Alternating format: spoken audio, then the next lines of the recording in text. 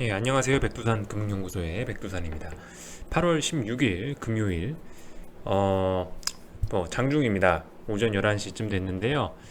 어, 며칠 전쯤인가, 여러분들 아시는 분은 아실 겁니다. 그 팍스넷에 보면은 주라기라는 전문가 분 있죠.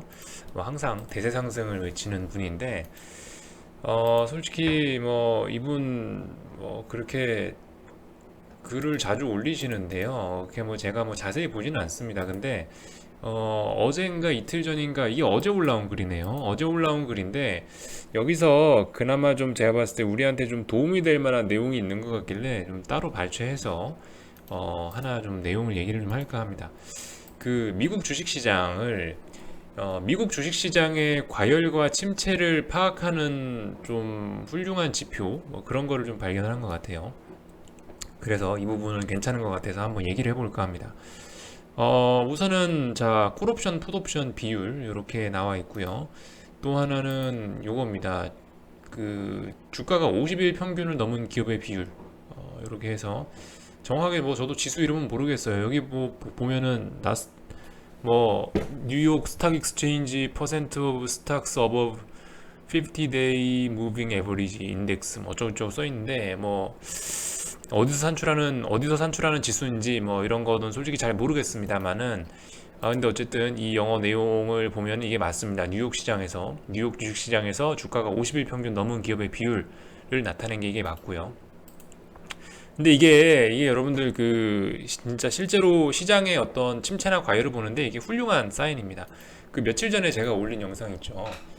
투매 잡는 방법이다 해서 올린 영상이 있는데 좀 그와 관련해서 좀 일맥상통하는 면이 있는 그런 지표들인 거죠. 이게 바로.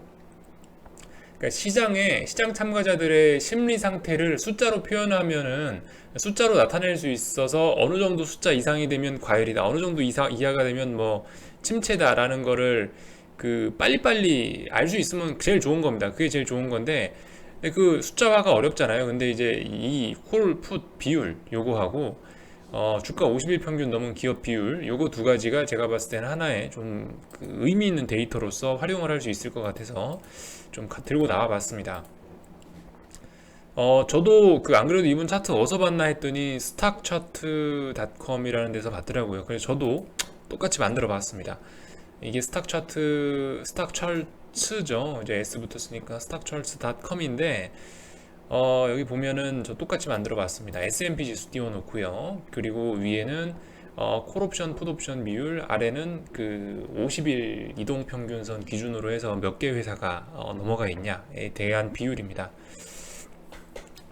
보시면은 근데 제법 설득력이 있습니다. 보시면 제법 설득력이 있어요. 저는 일단 이거를 좀 긴 기간 동안 이 지표가 실제로 어떤 주가를 설명하는 데 있어서 의미가 있나라는 걸 알아보기 위해서 했기 때문에 일단 최대한 긴 기간 이 사이트가 제공해주는 최대한 긴 기간을 차트를 펼쳐놨습니다. 주봉상으로 펼쳐놨고 일단 그래서 16년쯤부터 나오네요. 그죠? 16년쯤부터 데이터가 나오네요. 자, 우선 보겠습니다. 굵직굵직한 하락이나 굵직굵직한 상승의 자리에서 어떤 그 변화를 나타내는지, 두 지표가 어떤 반응을 나타내는지 한번 보자고요. 자, 우선은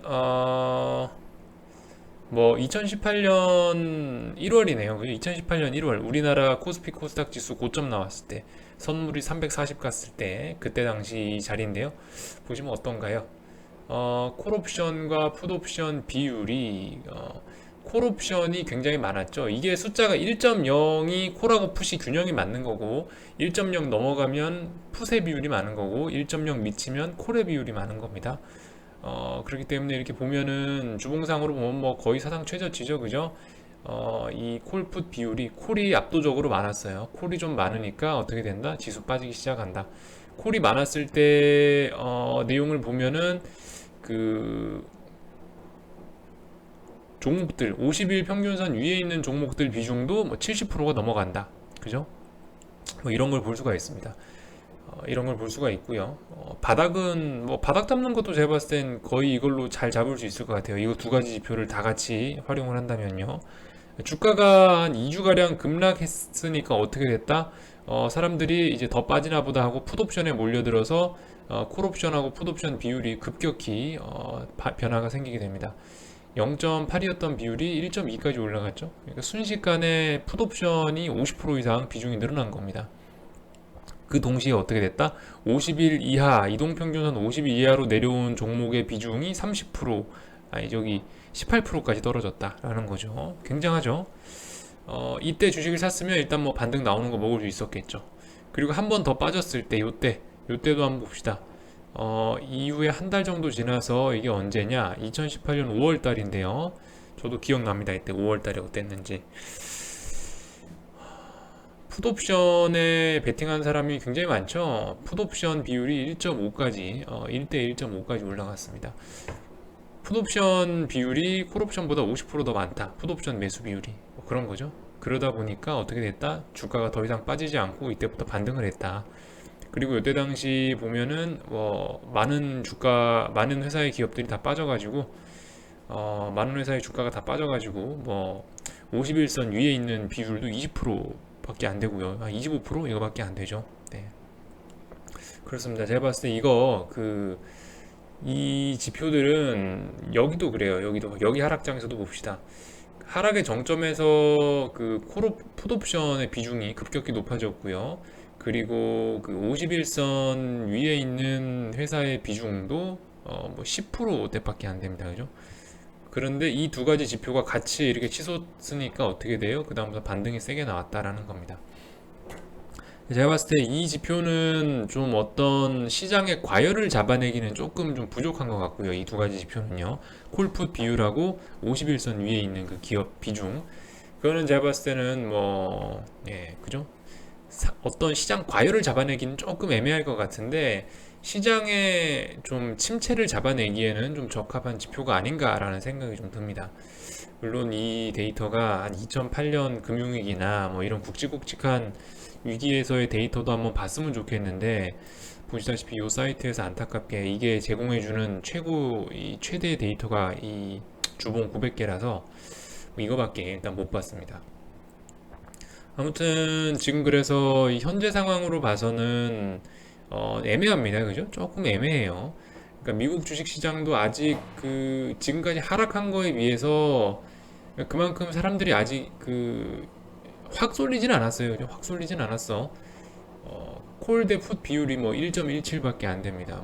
통상 1.3이나 1.4 정도까지는 올라가 주면은 좀 거의 반등이 확실시가 되는데 지금 보시면 콜풋 비율은 일단 1.17. 아직까지 어떤 옵션 시장의 미국 옵션 시장의 과열을 얘기하기는 조금 애매한 자리 같고요. 반면에 일단 주식들은 충분히 좀 많이 내려와 있는 종목들이 많은 것 같습니다. 50일 이동평균선 밑에 있는 종목들 비중이 28% 정도 좀 됐으니까 통상 30% 정도 미치면은 이렇게 주가가 반등하는 것 같긴 하니까 이렇게 보면 어쨌든 애매합니다. 지금 상황 아직 바닥이 나왔다고 딱 얘기하기는 조금 애매한 상황이다라는 거죠. 좀 이 지표들만 갖고 봤을 때는요. 아무튼 그렇습니다. 그래서 이거 여러분들 지금 일단 이걸로 예시를 좀 들어봤는데요. 이거 유용한 것 같습니다. 좀 어떤 시장의 변곡을 잡는 데 있어서 제법 유용한 지표인 것 같아요. 한국 시장이야 HTS 우리 켜보면 되니까 알기 쉬운데 미국 시장 같은 경우는 아직 우리가 이렇게 전문가처럼 좀 접근하기는 좀 어려운 면이 있어서 좀 아릭소용했죠. 근데 제가 봤을 때는 이 지표들 활용하시면은 좀 도움이 될 것 같습니다.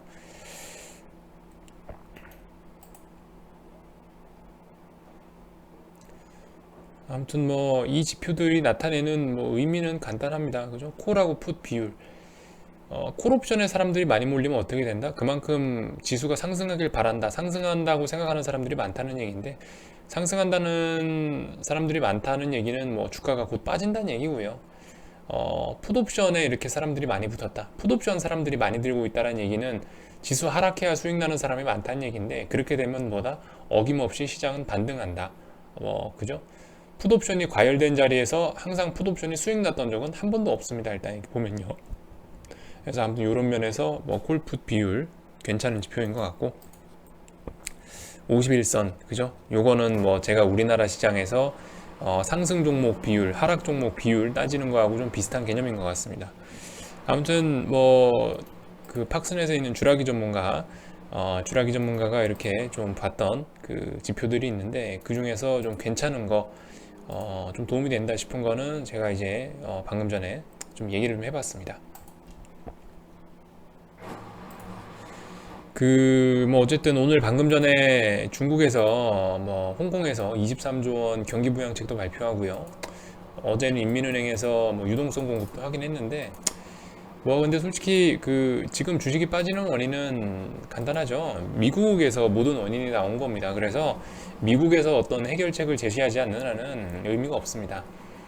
뭐 혹시나 홍콩 저 이슈 때문에 뭐 올랐다라고 하면 빠지게 돼 있는 거죠. 물론 뭐 저런 이슈 때문에 코스피 코스닥이 움직일 리도 없고, 중요한 건 미국입니다. 그래서 하여튼 오늘 저녁도 미국장 또 열심히 보자고요.